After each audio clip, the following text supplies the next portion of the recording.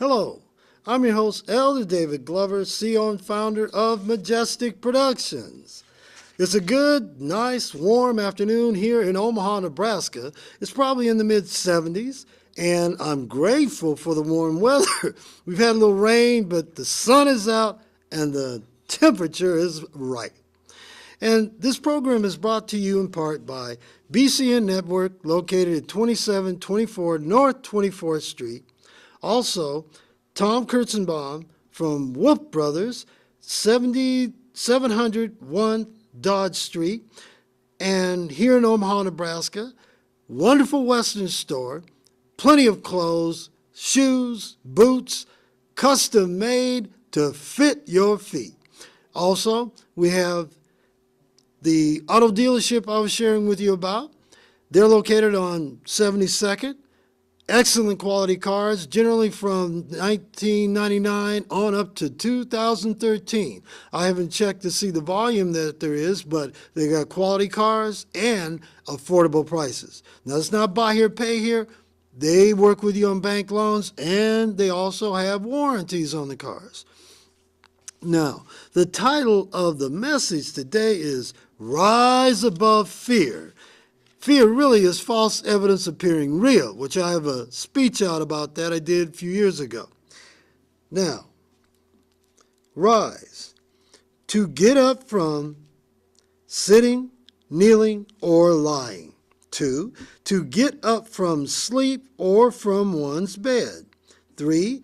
A spot higher than surrounding ground. 4. An upward slope. 5. An act of rising, a state of being risen. 6. Beginning organ. Above. In the sky, also in or to heaven. In or to a higher place, also higher on the same page or on a preceding page. Now, fear. And I like this first description. To have a reverential awe of God, to realize He's so awesome. 2, to be afraid of. 3, to be apprehensive. 4, an unprecedented, often strong emotion caused by expectation of or awareness of danger. You see, fear is an actual false evidence. Fear is actually false evidence appearing real. You see, many people are afraid of the unknown, uncertain of what lies ahead. To overcome fear, you must learn to trust and believe God, and that He'll never leave you nor forsake you. Now listen, viewing audience, you must learn to move through fear. Many times I've been uncomfortable. I was nervous when it came time for me to go look up for a car. I was sitting on my couch, and because I had been down to the dealership that I bought it from many times, couldn't find nothing, just cars that I wasn't even interested in. But it so happened this one time, the Holy Spirit said, "You're nervous. Go nervous." See, you go through fear. Even though you're uncertain of it, you go anyway. That could be a big breakthrough for you, but you have the courage to move forward. You can't let a negative feeling control and consume you. You must realize the scripture, Romans 8:36 through 37. As it is written, "For thy sake we are killed all day long. We are accounted as sheep for the slaughter. Nay, in all these things we are more than conquerors through Him that loved us." You see, it takes backbone, guts, character, integrity, confidence, passion, and knowing who you are, where you're going, and walking in your purpose. So you got to be passionate for what you believe in. Because that passion, people sense it. They respect where you're coming from because they see you believe in it enough to feel that way about it. So you can't help but accomplish it. You must also be grateful and thankful to God, the Father of the universe, who allowed you to have all you have in the first place. If it wasn't for him, you wouldn't be alive. If it wasn't for him, you wouldn't have what you have. Sure, you may have accomplished it, but he was in it, allowing you to have it. Realize, viewing audience, God thinks about you and cares about you more than you could ever know. Never let yourself begin to doubt yourself, hate yourself, feel that you're worthless and no good. Realize what Jesus thinks and feels about you. 3 John chapter 1, verse 2. Beloved, now come on, the beginning scriptures, beloved, I wish above all things that thou mayest prosper and be in health, even as thy soul prospereth. You see, viewing audience, you're precious and special to God. He made man in his image and likeness. Now, if God made you that way, God ain't made no junk. So how can you afford to think worthless of yourself? Look, I've been through hell and high water. I've been through situations, circumstance, homeless, lost job, leg messed up, finger messed up, in pain, back-to-back situations. Now that homelessness, that was no fun. I had to sleep in my car. But I went to McDonald's, I cleaned up, booted up, put on my boots, put on a fresh outfit, and put some cologne on, went to Borders. When it was open, got me a book to read, and it was self-improvement to keep my mind focused and positive and powerfully moving forth. And next thing I do, I'd go find somebody to motivate. Just not look and grab somebody, but see who the Spirit would lead me to speak into their lives. I knew God was going to take care of me, but I had to reach out to others no matter what my situation was.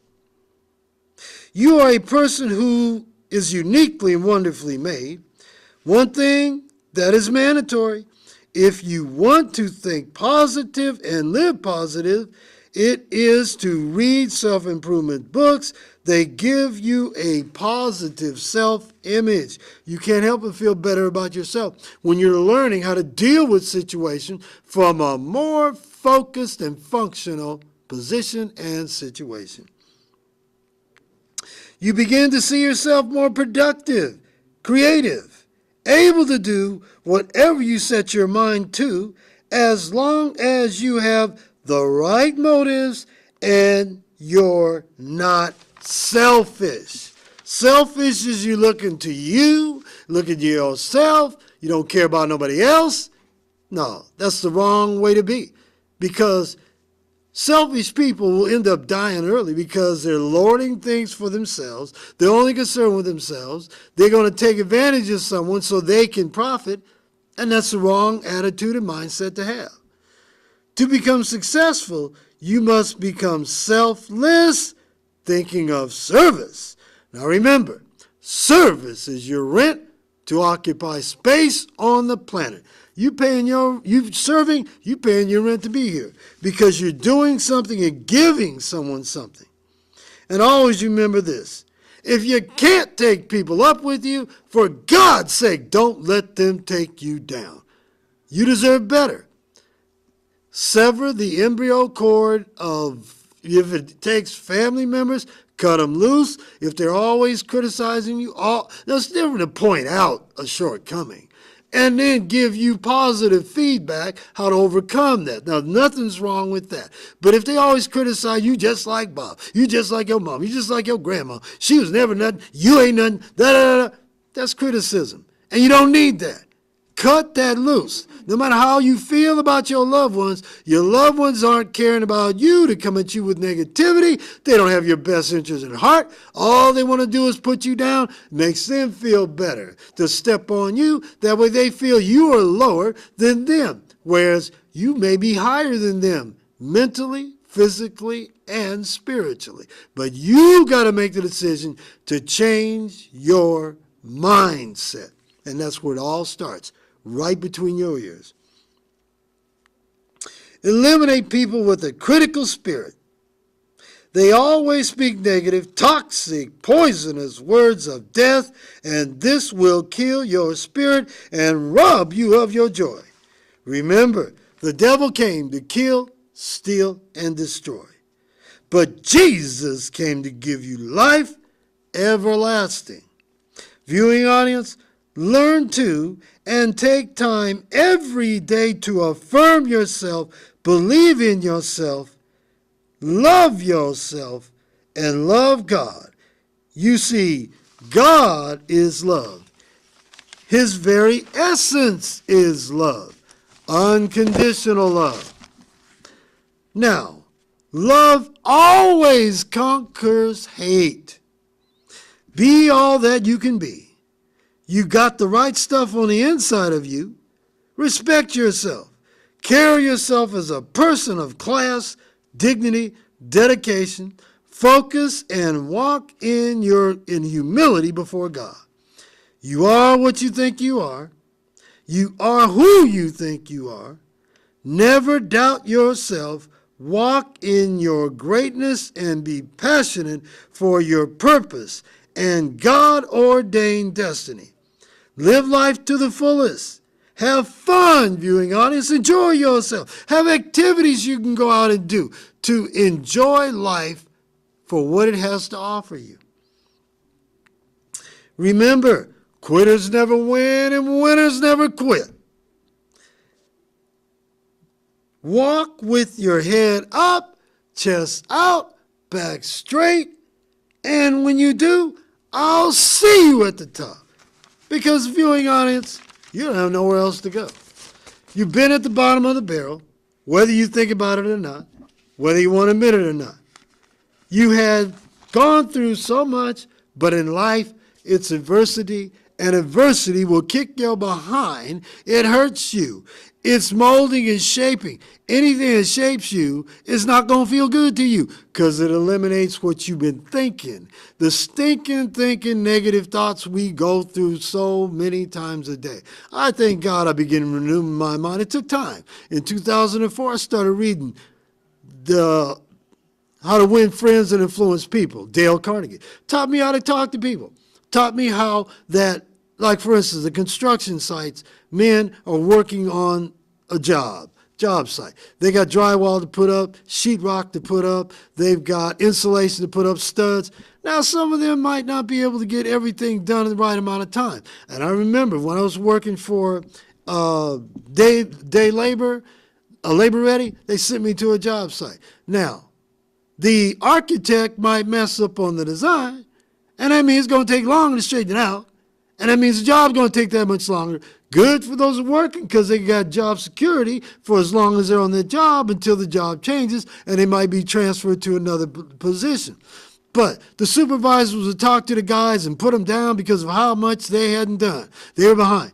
Instead of, say, man, now I know you're behind, but now you can make it. You can do this.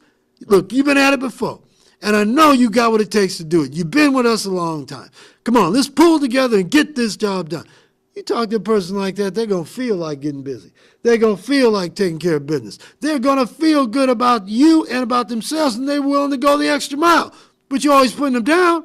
They get tired of that mess. People get tired of being talked to like they're worthless. Now, this broadcast is coming to an end. My hope is that you are encouraged, blessed. Until we meet again, God bless you. Majestic Productions.